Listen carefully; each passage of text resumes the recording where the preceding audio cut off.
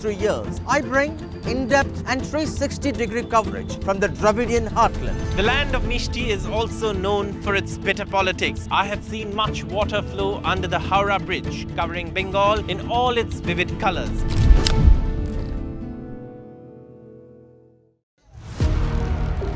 Big budget day. Big newsmakers on NDTV. Top ministers and opposition leaders. ये by the people, of the people and for the people budget. It is a fulfilling budget. This is a development budget. It's one of the finest budgets I've ever seen. More than a bold move, it is a clever move. NDTV, always the first choice of newsmakers. NDTV keeps you ahead.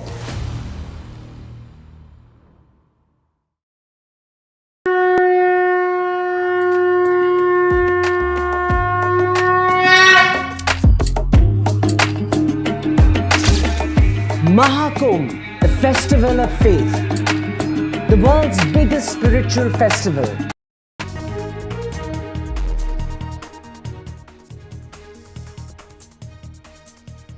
The Tirupati Laddu Row has escalated as the Tirumala board blames former CM Jagan for the adulteration and claims that the Prasad adulteration happened under Jagan Mohan Reddy's government.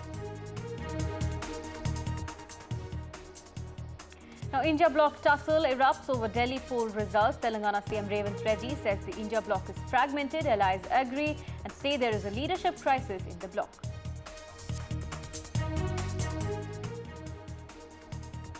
Prime Minister Modi is en route to Paris as he heads to France for the AI summit. On meeting with Trump, he says there is a chance to collaborate.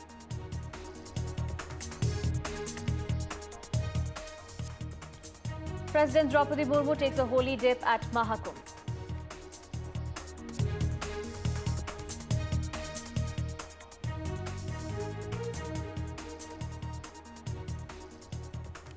Trump's tariffs hurt markets and the rupee takes a hit as well. Gold prices surge to record high.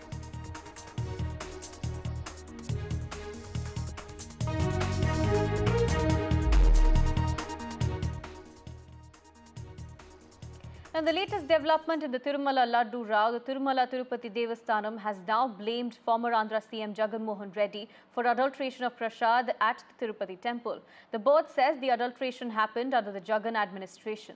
Remember earlier, a special investigation team led by the CBI has arrested 4 people in connection with the alleged adulteration of the famous Tirupati Laddus, which is offered as Prasad to devotees at the Venkateshwara Swami temple. My colleague Uma has more details, but first listen into what the TTD board member had to say. Laddu को साक्षात भगवान का प्रसाद मानते उस लड्डू में previous government Jagan Mohan Reddy government का time में उसमें अडल्ट्रेशन हुआ उसमें एनडीटीवी का रिपोर्ट में दे दिया 100% अडल्ट्रेशन इसमें चांसेस है इसके पीछे कौन कौन है इसके क्यों ऐसा हुआ इसके पूरा इंक्वायरी में बाहर आने वाला है हमको कॉन्फिडेंस है इसके पीछे कौन है वो लोग जरूर जेल जाने का टाइम आ गया किसी को छोड़ते नहीं हम हमारा गवर्नमेंट बहुत स्ट्रिक्ट है इसके बारे में किसी को छोड़ते नहीं हम So, Bhanuprakash Reddy is a Tirumala Tirupati Devasthanam board member and he is someone who owes allegiance to the BJP party and therefore part of the NDA in that sense since BJP, TDP and Janasena together run the government in Andhra Pradesh. And yes, it was Chief Minister Chandrababu Naidu who had flagged this issue and made quite a blanket statement saying that the Tirumala Laddu had got contaminated during the time of Mr. Jagan Mohan Reddy as Chief Minister, and a huge controversy, as you know, had followed through, erupted after that kind of a statement that was made, and that is when the SIT was brought in by the Supreme Court, which started looking at this issue. And the SIT as of now has only spoken about supply chain problems in tendering and the kind of agencies that were used, the 4 people who were arrested and about which we have been reporting since yesterday. That is the only development. So therefore there is nothing that straight away points to Jagan Mohan Reddy at this point in time. Of course, it's a political battle between the TDP, Janasena and BJP on one side and Jagan Mohan Reddy on the other, but there is no evidence per se in this case to point fingers at Jagan Mohan Reddy or for any action to be taken as of now.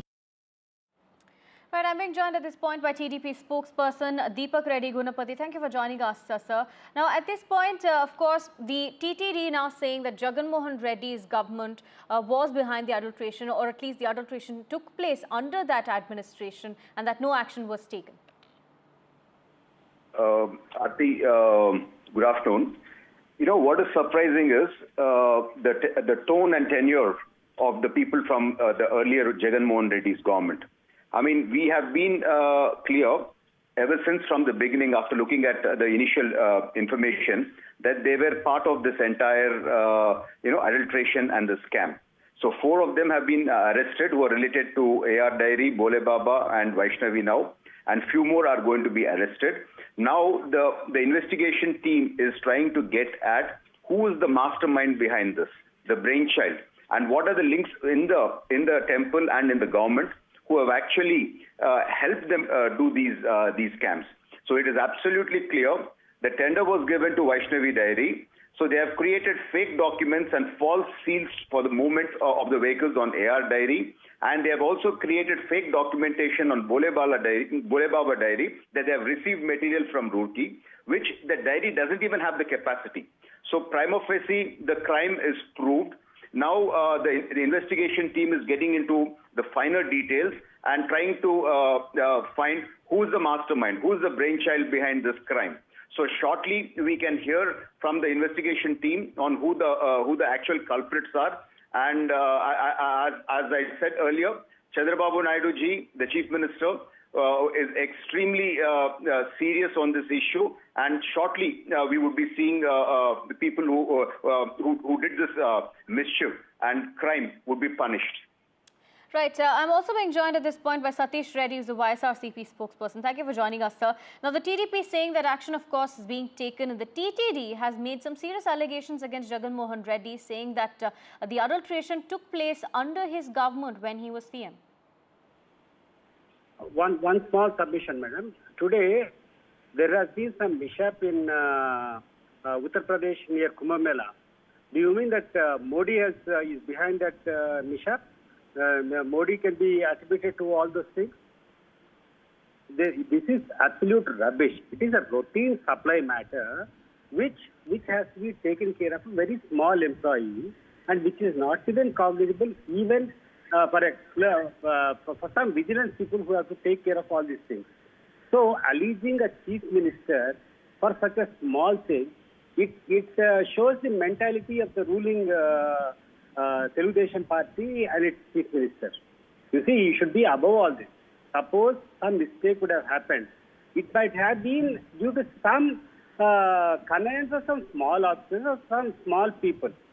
And we welcome that some action has to be taken against any person who is found guilty. And you cannot attribute such small issues to the chief minister. But Mr. Satish Reddy, I'm going to have to interrupt you there. The issue cannot be diminished as small, because the question here, of course, is not just the adulteration, but also the signing of tenders, the signing of contracts that were done as well. And the TDP now saying that Jagan Mohan Reddy perhaps knew that this happened, and this happened under his government. See, madam, you send somebody to purchase some provisions, some groceries from a store. You send your driver or somebody. He comes with some... you see, there will be 2 or 3 small worms in that rice or something. Do you mean to state that the chief minister will be responsible for that 1 or 2 worms in that rice? No, this is absolute rubbish, madam, which the people of Andhra Pradesh are criticizing Chandrababu Naidu. So absolutely, you should behave above this. You see, well, what would be the intention and what is the scale of the total corruption? You tell me. 300 rupees, 320 rupees. Per kg, the purchase order was there. How much could somebody save, and would a chief minister involved in such a small petty thing? No, definitely there might have been some small mischief done by some lower authority, and for that the vigilance is there. They should take action. You should not politicize all such small issues, and you should not attribute that in a big scale to a chief minister. Deepak Reddy. Then if I go on alleging whatever has happened in India to Narendra Modi ji, will you accept? Will somebody accept that? No, this is rubbish. No, you should rise above this expectation. You should behave like a chief minister, and you should not indulge in mud throwing for every small instance. Right. Stay on with us, Satish Reddy. Let me bring in Deepak Reddy to respond to that. You've of course said that this is petty politics that's being done, and it's a small issue for which a CM cannot be implicated, is what the YSRCP is saying. Mr. Deepak Reddy, would you like to respond to that? First, coming to the spokesperson's comment, what he said is some issue would have been done at the lower levels, so you can't attribute it to the CM. So prima facie, he's agreed that there is something which is wrong at the which has happened. And second thing is, if you look at the comments, if you look at his comments, they are so irresponsible, so reckless, and derogatory to the Hindu religion itself.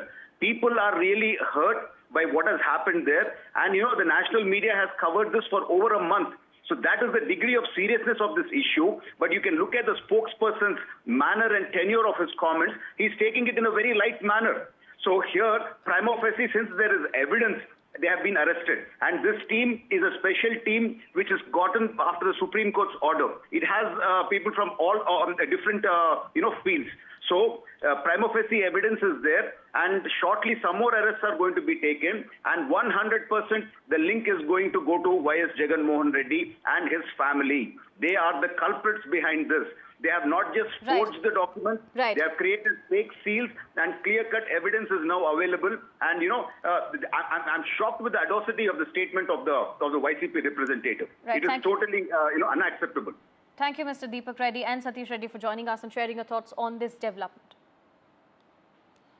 Now, Telangana Chief Minister Revant Reddy has blamed a fragmented approach in the India bloc for the loss suffered by both the Aam Aadmi Party and the Congress in the Delhi Assembly elections. Speaking in Kerala, Reddy said that the BJP was the ultimate beneficiary of this approach, where both the Congress and the Aam Aadmi Party were out to harm each other.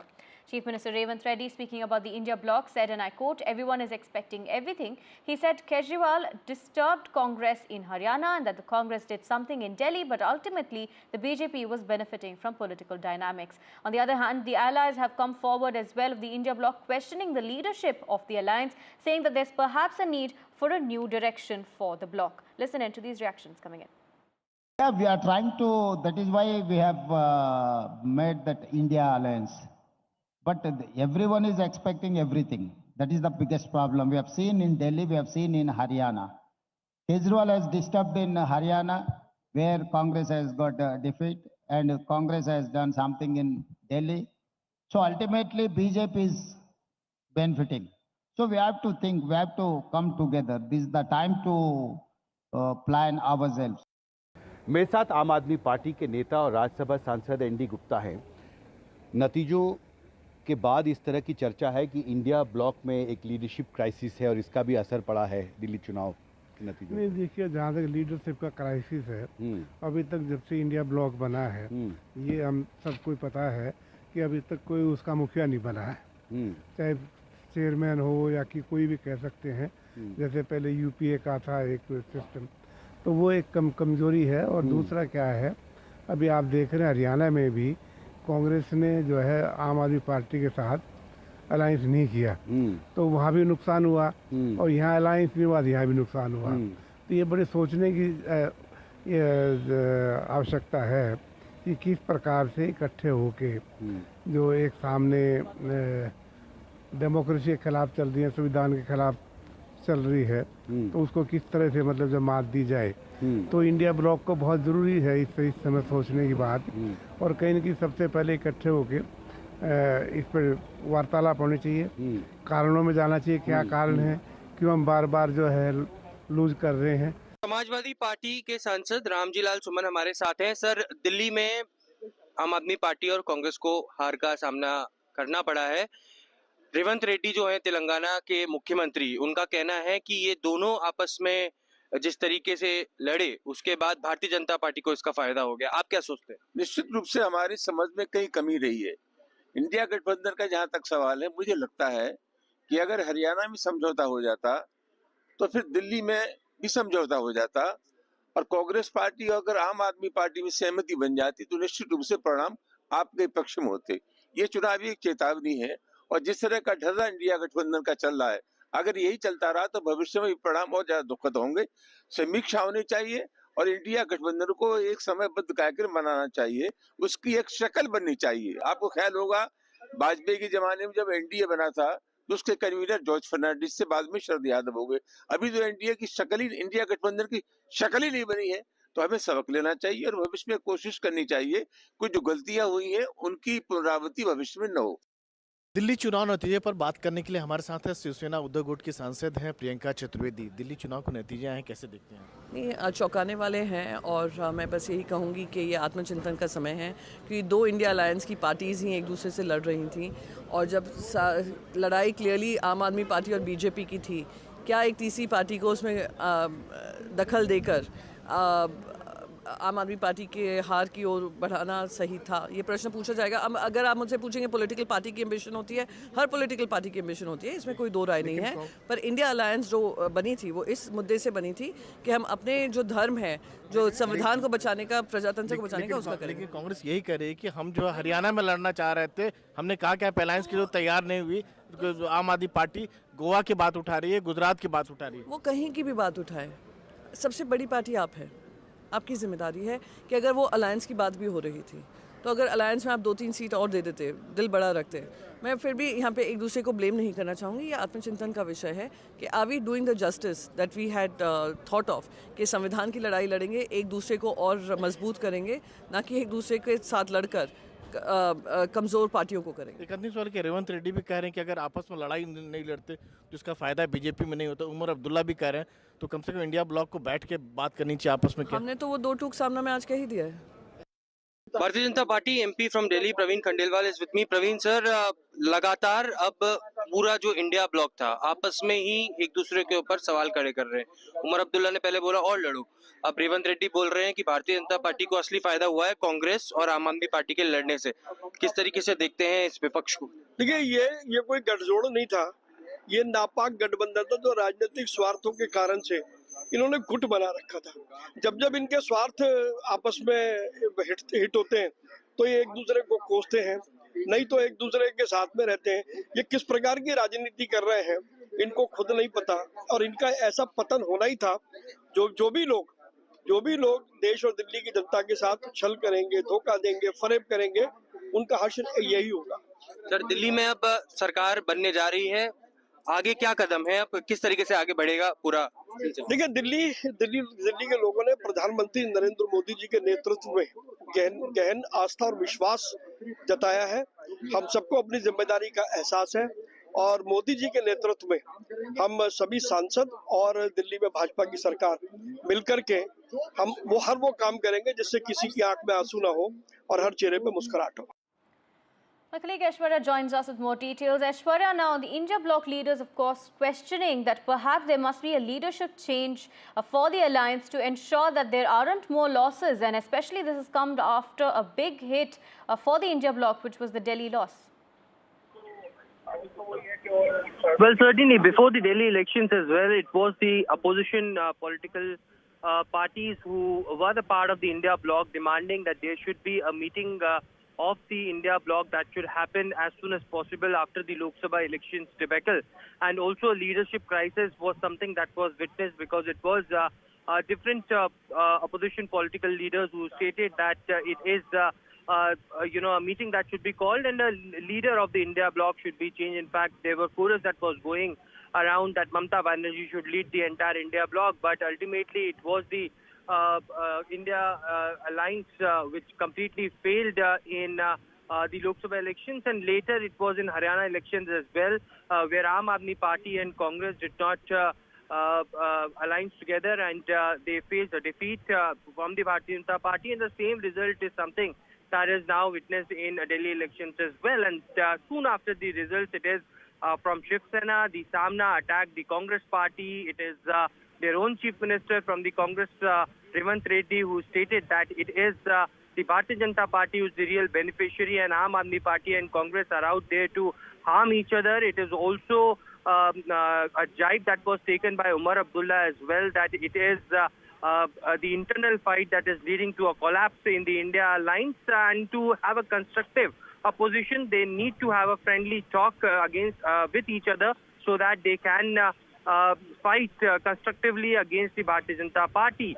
So it's a clear, divide which we are witnessing, a rift which we are witnessing currently within the India bloc after the defeat that they have faced from the Bharatiya Janata Party in the recent Delhi elections. Right, Ashwara, thank you for joining us and bringing us those details. Now, in the Rajya Sabha, Congress MP Sonia Gandhi urged the central government to complete the national census, emphasizing that it's essential for citizens to access the benefits of various welfare schemes. While speaking in the Rajya Sabha, Sonia Gandhi said 14 crore eligible Indians deprived of benefits of food security law and she's also demanding a population census at the earliest. Listen in. For the first time in independent history, the decennial census has been delayed by more than 4 years.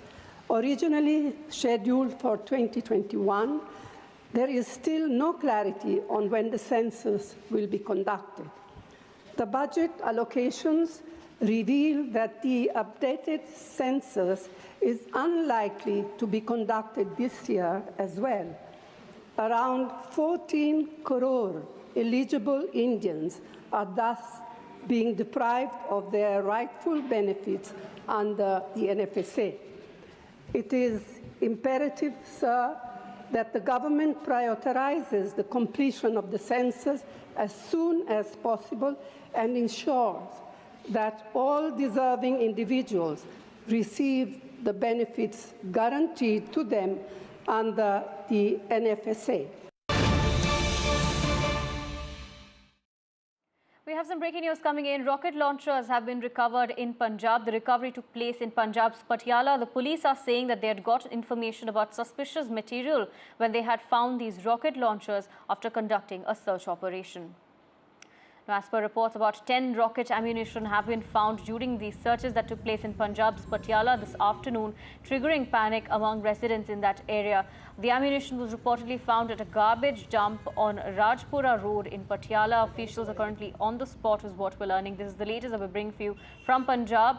In a latest recovery, rocket launchers were found in Punjab. In Punjab's Patiala, this recovery has taken place at a supposed garbage dump, is what we're learning. The police are saying that they had gotten information about suspicious material in this particular area in Patiala, and upon searching or conducting search operations, they found rocket launchers. Now, reports are saying that about 10 rocket launchers have been found during the searches in Punjab's Patiala as of this afternoon.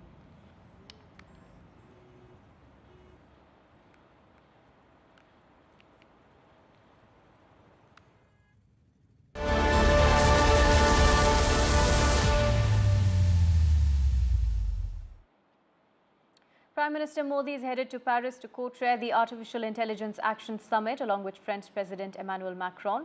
India and France will likely make announcements on small modular reactors boosting civil nuclear cooperation as well. Now, Macron and Modi will visit the city of Marseille and inaugurate an Indian consulate there, is what we're learning. Prime Minister Modi will then leave for the United States on Wednesday, where he'll meet with President Donald Trump to discuss matters of immigration and tariff, marking their first meeting post-Trump's re-election. Prime Minister Modi, in his departure statement, said that his upcoming visit to the United States will offer an opportunity to build upon the successes of his collaboration with Donald Trump during his first term of presidency. Remember, Prime Minister Modi is currently en route to Paris, where he will be attending the AI Action Summit. And post that summit, of course, he will be heading to the United States on a 2-day visit. My colleague Vasudha joins us with more details. Vasudha, take us through the latest as what we can expect from the Prime Minister's Paris visit and his US visit that will happen consecutively after.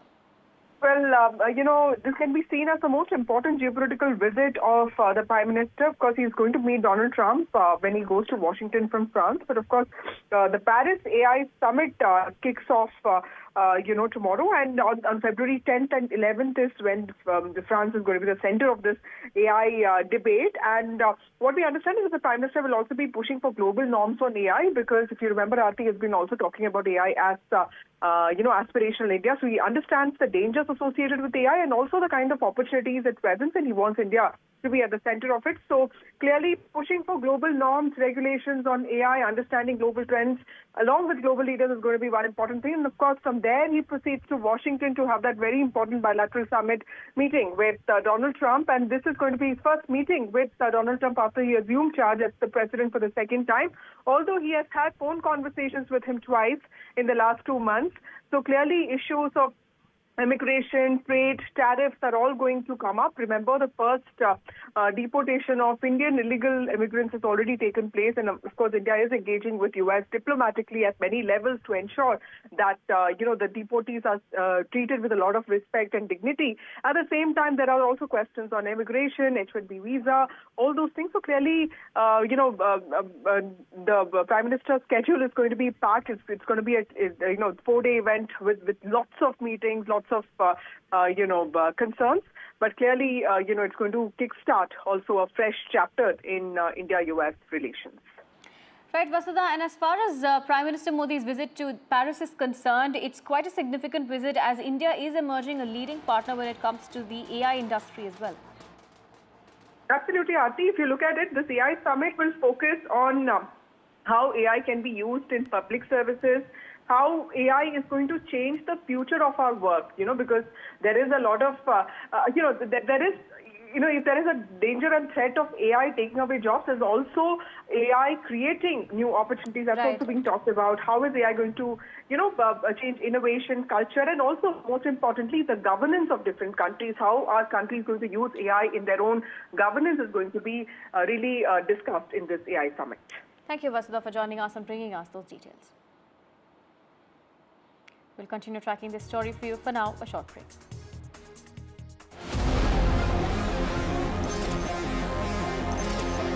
AI taking the world by storm. Are we ready for the AI revolution? India set to ride the AI wave. The mega AI summit in Paris. From ethical concerns to practical innovations, we'll get you all the latest details on why this matters for India. PM Modi to co-chair the AI summit. Modi's mission AI, Advantage India. Detailed coverage on NDTV.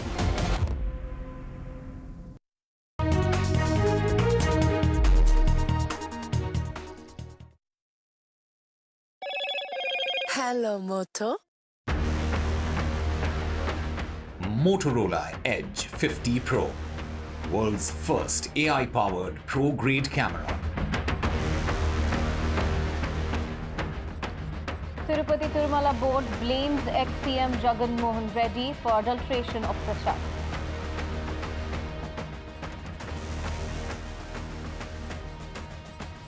Telangana CM Revanth Reddy says India bloc fragmented. Allies agree. Aam Aadmi Party reacts. Leadership crisis in India bloc is what allies say. Prime Minister Modi heads to France for AI summit. On meeting Trump, he says it's a chance to collaborate. President Draupadi Murmu takes a holy dip at Mahakumbh in Prayagraj.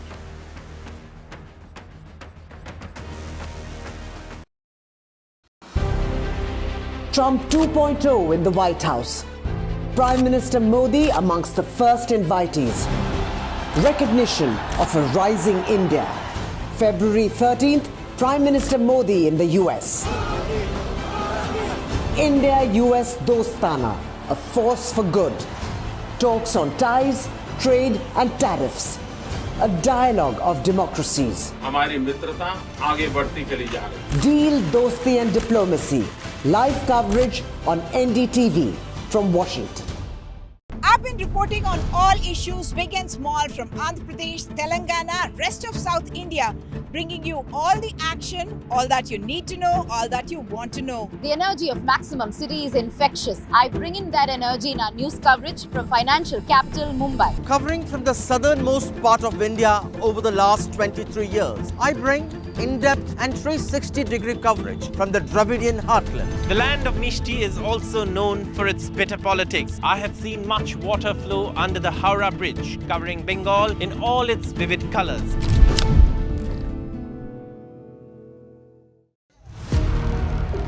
Big budget day. Big newsmakers on NDTV. Top ministers and opposition leaders. ये by the people, of the people and for the people budget. It is a fulfilling budget. This is a development budget. It's one of the finest budgets I've ever seen. More than a bold move, it is a clever move. NDTV, always the first.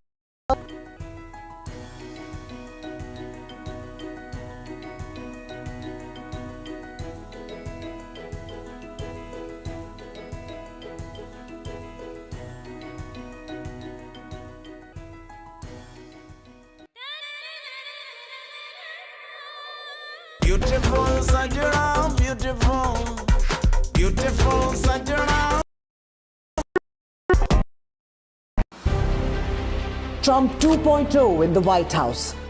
Prime Minister Modi amongst the first invitees. Recognition of a rising India. February 13th, Prime Minister Modi in the US. India-US Dostana.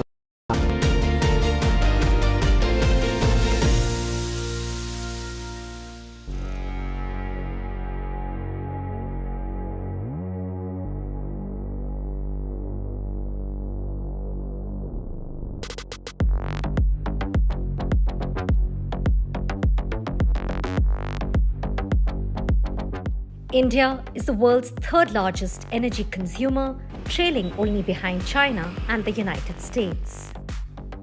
With rapid urbanization and economic expansion, our energy needs are skyrocketing. By 2030, India's power demand is expected to double, and ensuring energy security has never been more critical.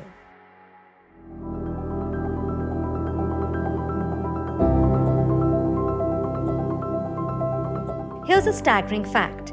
India imports nearly 85% of its crude oil, costing the nation billions every year.